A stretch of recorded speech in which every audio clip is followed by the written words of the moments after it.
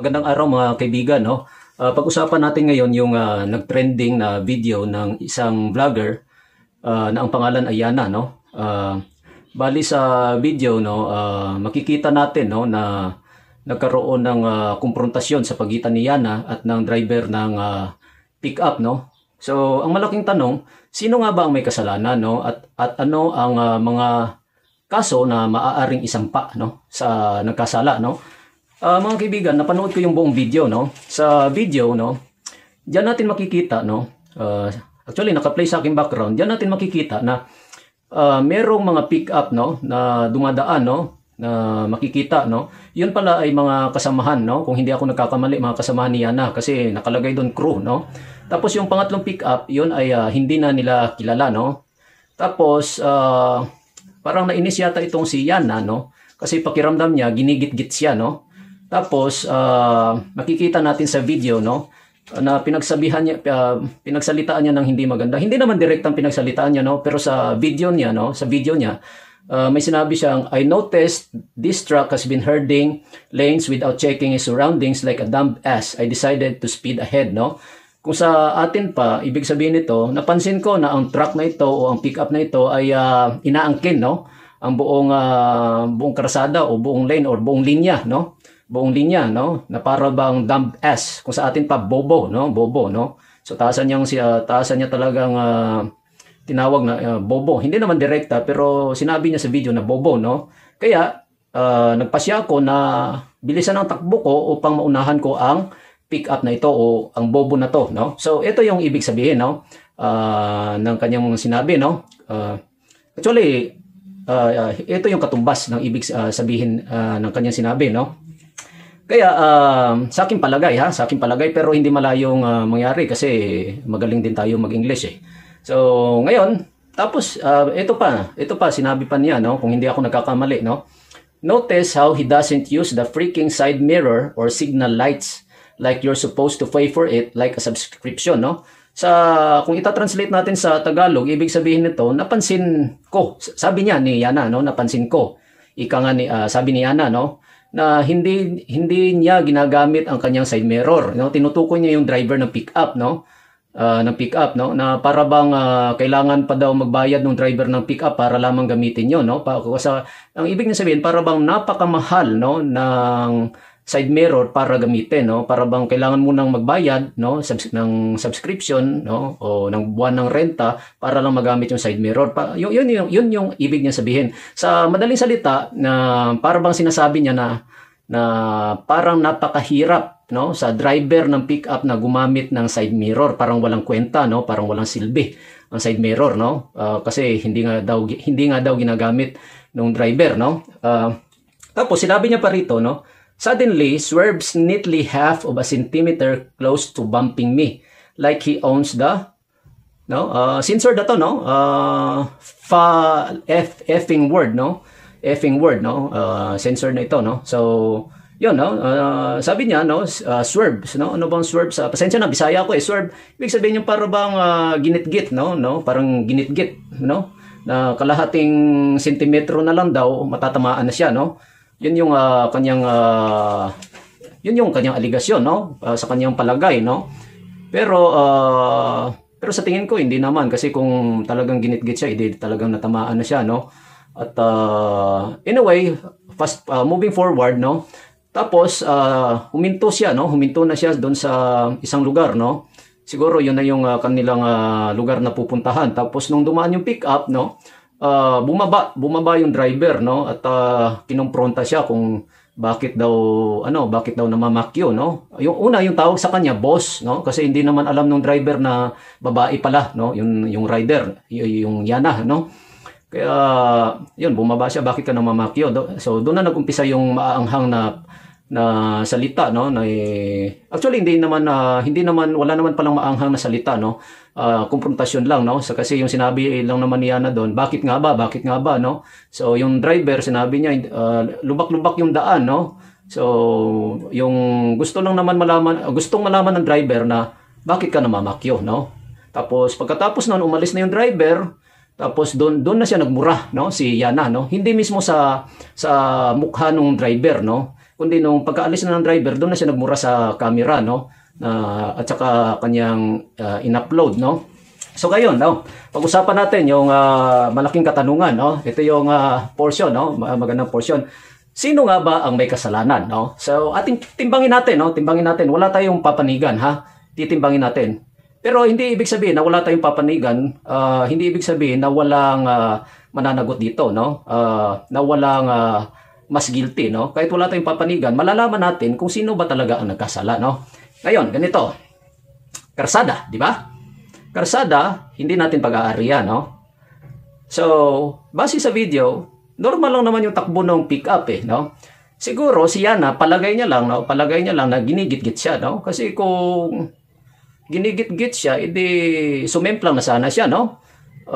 Tsaka base naman sa makikita natin, ang lapad ng linya, no? Parang si Yana yung tumatabi sa pick-up, sa aking palagay, no? Kasi yung dinadaanan, yung pick-up nandito sa gilid, sa kanyang linya. Sa kabilang bahagi, no, ng karsada, malapad, So bakit pa kailangan tumabi ni Yana, di ba? Kung pwede naman siyang doon na lang, no, umiwas, no? Umiwas doon sa pick-up, no? At saka dumiretso, no? Siya yung tumabi, sa aking palagay, no, base sa video, no? Siya yung tumabi sa pick-up, no? Tapos, ito pa, bakit kailangan niyang murahin sa video, no? Bakit kailangan niyang sabihan sa video na itong bobo na to parang pag-aari niya ang karsada, di ba? Parang pag-aari niya ang karsada, hindi marunong gumamit ng side mirror, na para bobo, no? Tinawag niya pang bobo. Tsaka sinabihan niya pang ano siya, yung sinwerb, ano bang tawag doon sa Tagalog, sinwerb, no? Ginitgit, no? Pero makikita naman natin sa video, hindi naman siya ginitgit, masyado lang siyang malapit doon sa pick up, no? At saka kung ano ang otorisado lamang magsabi kung sino ang sinong gumitgit at sino ang ginitgit, hindi yung magkabilang panig kundi yung otoridad, no? So doon pa lang self-serving na, no? Sinisiraan niya na, no? Sa video, no? Ang driver ng pickup, no? Kasi minura niya, no? Tinawag niyang dumb ass, no? Tapos sinabihan niya pa na hindi marunong gumamit ng side mirror, no? So sirang-sira talaga ang reputasyon ng driver, no? Which is delikado kasi bawal yan, bawal yung mga driver na kamote, di ba? So sinabi niya na bobo, dumb ass, no? Sinabi niya na swapang sa karsada kasi herding, katumbas yan ng kaswapangan, no? Tapos sinabi pa niya na ginitgit siya, sinwerb siya, no? Para sumimplang, parang gano'n, no? Matatamaan na siya. Di parang sinabi mo na yung taong to napaka-reckless, delikado sa lansangan, so hindi dapat bigyan ng lisensya, no? Hindi dapat mag-drive sa karsada. Doon pa lang paninira na, no? Sinisira niya na ang reputasyon ng tao. Tapos pang-apat, kitang-kita ang plate number, no, ng mama, no? So, yung kanyang privacy, yung kanyang pribadong buhay na kompromiso na, no? Sa civil code kasi, no, dapat tayong mga tao, dapat marunong tayong rumispeto sa pribadong buhay ng kapwa natin, dahil kung hindi, masasampahan, no? Masasampahan ng isang tao ng kaso civil, no? Dahil sa hindi niya pagrespeto sa pribadong buhay ng kapwa niya, no? Dahil yan, maaaring magbayad ng danyos perwisyo, no? Ang sino mga hindi rumispeto sa pribadong buhay ng kanyang kapwa, no? So, doon pa lang violation na siya ng civil code, no? Si Yana. Tapos pang-5, no? Dito tayo sa konfrontasyon, no? Sa konfrontasyon, ano tayo, no? Sa aking palagay, no, ang magkabilang panig, no, merong sabihin natin pagkakamali, okay? Kasi, no, ito, no, bumaba ang mama, no, bumaba ang driver ng pick-up, no? Medyo delikado na sitwasyon yan, no, kasi masasabi nating mainit na, no? So, kunwari lang, no, lalaki, no, ang driver, no, kung nagkataon lalaki ang driver at may dalang baril, no, posibleng nabaril yung driver ng pick-up, no? So, masasabi ba natin na kasalanan ng rider kung nabaril yung driver ng pick-up? Hindi, no? Kasi sa pagbaba mo pala ng pick-up, no, para threat ka na, no? Threat ka na, parang papasok na sa utak ng tao na parang baka malagay siya sa alanganin, baka yung bumaba ng pickup, baka may dalang baril, no? Hindi natin masabi, no? Kasi ang daming insidente na nangyayaring gano'n, no? So, hindi ko naman sinasabi na, hindi ko naman kinakampihan yung Yana, pero doon sa pagbaba ng driver, medyo threat na siya, no? Para na siyang, para na, ano bang threat sa Tagalog? Para maalarma na, no? Yung tao na kanyang binabaan, no? Kaya medyo delikado sa ganung parte, no? Pero base naman sa video, no, ang maganda lang doon dahil sa kahit bumaba siya, kitang-kita naman na walang nakasukbit na baril at saka yung kamay niya, hindi naman nakikita may binubunot, no? At saka polite naman, maayos naman pagkakasabi niya na, boss, bakit namamakyo ka? Na nagtatanong, no?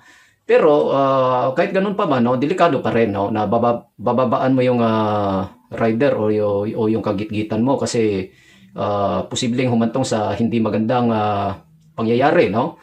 So, doon medyo masasabi natin na merong depensa si Yana, no?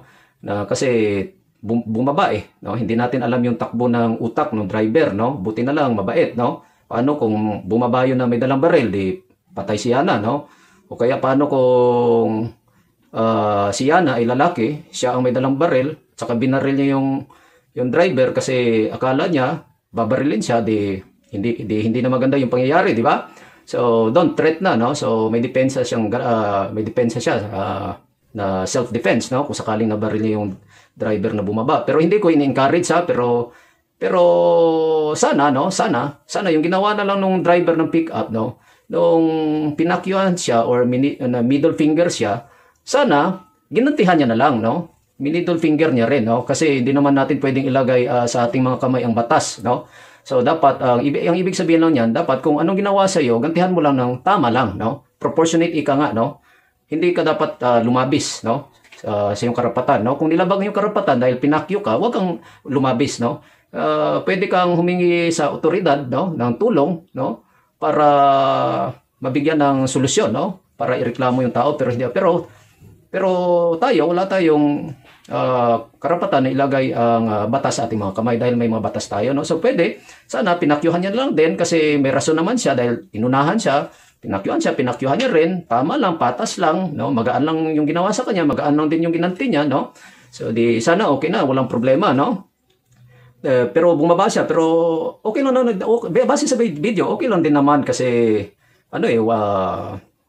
hindi naman siya nakapusturang bubunot, no? So doon nagtanong lang siya, bakit mo ko pinapakyo, no? So sabi niya na bakit nga ba?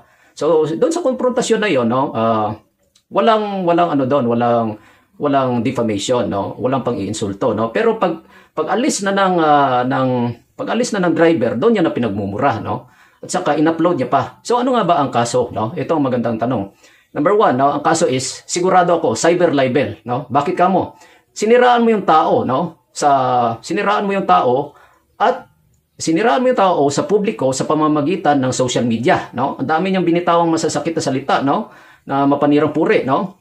Pangalawa, ano ba yung pangalawa? Wiretapping, Republic Act 4200, no? 4200, no? Ay siya nga pala yung cyber libel, ano yan? RA 10175 or Cyber Crime Prevention Act, no?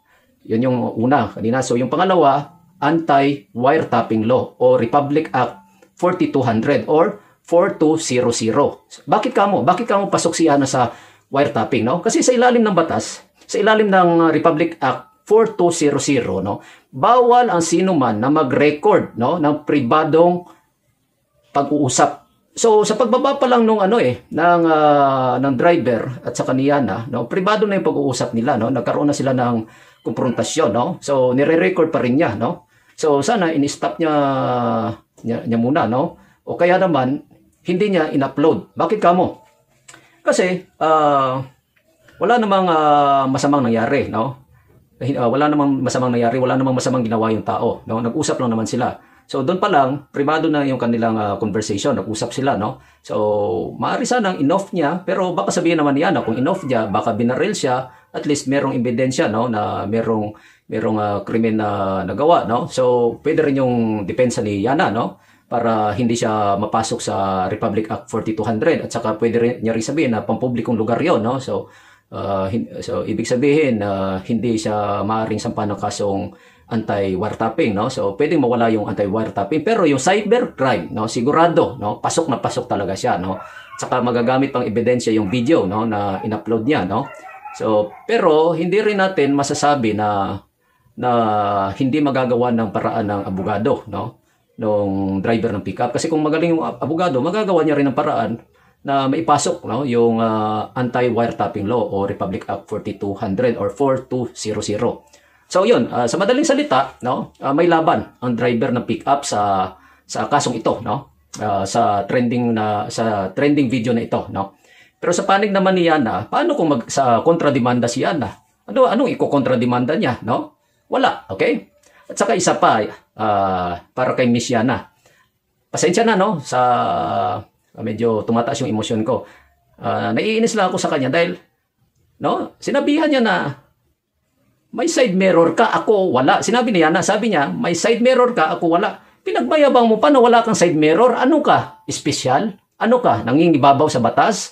Yung ultimo nga mga pulis ng HPG, Highway Patrol Group, may mga ang lalaki ng side mirror, may mga side mirror, no? Ikaw, sino ka ba? Diplomat ka ba? Exempted ka ba?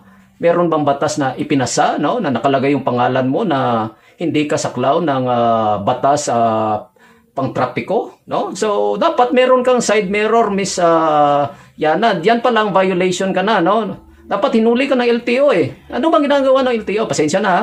Hyperbolic statement lang, no? Nagtatanong na po, ano po ba ang ginagawa ng LTO, ng local government unit, no, at ng Philippine National Police? Pagpasensya nyo na lang po, ha, nagtatanong na po, no, hindi nyo po ba napansin na wala pong side mirror si Miss Yana? Hinuli nyo po sana siya at tinikita, no, at binigyan ng violation, no, kasi hindi natin kinukonsinti ang ganyang mga motorista, no, kasi takaw aksidente yung mga yan, no, yung mga hindi sumusunod sa batas trapiko, no.